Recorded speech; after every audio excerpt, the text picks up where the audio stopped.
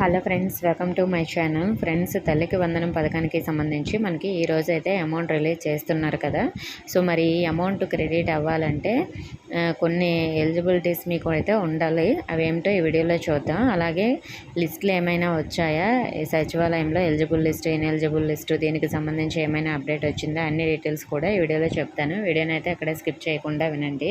So మరి మనకి ఈరోజు ప్రతి తల్లి ఖాతాలో ఎంతమంది పిల్లలు ఉంటే అన్ని 15,000 రూపాయలు అయితే అమౌంట్ అయితే మనకి క్రెడిట్ చేస్తారు కదా.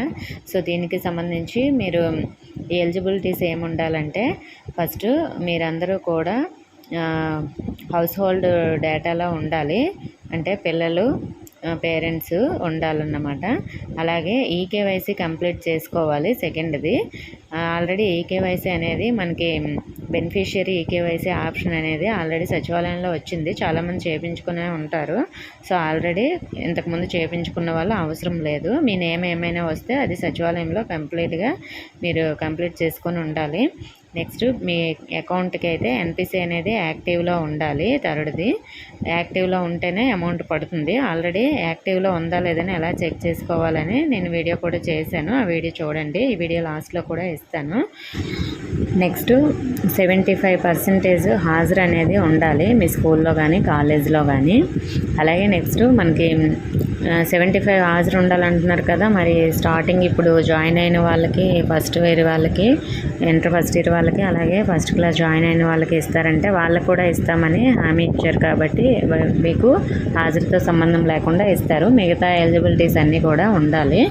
మరి నెక్స్ట్, మనకి ఇంకోటి ఏమిటంటే రేషన్ కార్డు అనేది ఉండాలి. రేషన్ కార్డు ఉంటేనే మీకు అవుతుంది. సో మరి రేషన్ కార్డు ఉన్న వాళ్ళు నెక్స్ట్ 6th ఏమిటంటే 6 స్టెప్ వ్యాలిడేషన్ అనేది ఉంటుంది కదా. అంటే కారు ఉండకూడదు, 300 యూనిట్స్ కరెంటు బిల్ రాకూడదు, అలాగే గవర్నమెంట్ ఎంప్లాయీ ఉండకూడదు, ఇలాంటివన్నీ ఉంటాయండి 6 స్టెప్ వ్యాలిడేషన్లో. సో ఆల్రెడీ మీరు సచివాలయంలో ఇదంతా కంప్లీట్ అయ్యింది. సో మరి మనకి ఈ ఎలిజిబిలిటీస్ ఉన్న వాళ్ళందరికీ కూడా అమౌంట్ అయితే క్రెడిట్ అవుతుందండి. సో మరి మనకు సచివాలయంలో దీనికి సంబంధించి ఏమైనా ఎలిజిబుల్ లిస్ట్ కానీ ఇన్ఎలిజిబుల్ లిస్ట్ కానీ వచ్చిందా అంటే, సచివాలయంలో ఎలాంటి లిస్టులు కూడా రాలేదండి.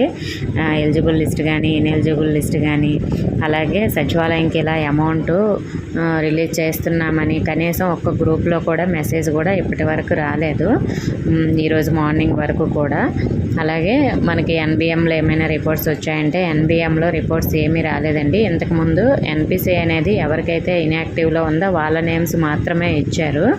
అలాగే ఎన్బిఎంలో మనకి తల్లికి వందనం పథకానికి సంబంధించి అప్డేట్ ఏమీ అక్కడ లేదు. ఓన్లీ ప్రస్తుతానికి ఓల్డ్ డేటా మాత్రమే ఉంది ఎన్బిఎంలో. అమ్మఒడి, ఇలా చేయూత, నేతన్న నేస్తం, ఇలాంటివన్నీ ఓల్డ్ గవర్నమెంట్ స్కీమ్స్ మాత్రమే ప్రస్తుతానికి కనిపిస్తున్నాయి. అప్డేట్ అయితే ఏమీ చేయలేదు. న్యూ స్కీమ్స్ అయితే మనకి చెక్ చేసుకోవడానికి కూడా ఆప్షన్ ఏమీ ఇవ్వలేదు. సో మరి దానికి సంబంధించి ఎన్బిఎంలో అప్డేట్ ఏమైనా చేస్తే తర్వాత స్కీమ్ ఎలిజిబిలిటీస్ చెక్ చేసుకోవడానికి ఏమైనా అయితే నేను వీడియో చేస్తాను. మనకి ఎలిజిబుల్ లిస్ట్ కానీ ఇన్ఎలిజిబుల్ లిస్ట్ కానీ రాలేదు. మరి ఎలా వేస్తారంటే, ఆల్రెడీ స్కూల్ డేటా ఆధారంగా, అలాగే సచివాలయంలో సర్వేస్ చేశారు కదా, దాని డేటా ఆధారంగా డైరెక్ట్గా అయితే ఎన్పిసి యాక్టివ్లో ఉన్న తల్లుల అకౌంట్లోకి అయితే వాళ్ళు క్రెడిట్ చేసేస్తారు. సో మరి మేము ఇన్ఎలిజిబుల్ అని వాళ్ళకి ఎలా తెలుస్తుందంటే, ఈ డేటా ద్వారా తెలుస్తుంది వాళ్ళకి. ఇన్ఎలిజిబుల్ అయిన వాళ్ళకి వేయరు. ఓకే ఫ్రెండ్స్, మీకు ఇంకేమైనా డౌట్స్ ఉంటే కామెంట్ చేయండి. ఇన్ఫర్మేషన్ నచ్చితే వీడియోని లైక్ చేసి మీ ఫ్రెండ్స్కి కూడా షేర్ చేయండి. మన ఛానల్ సబ్స్క్రైబ్ చేసుకోండి. Thank you for watching.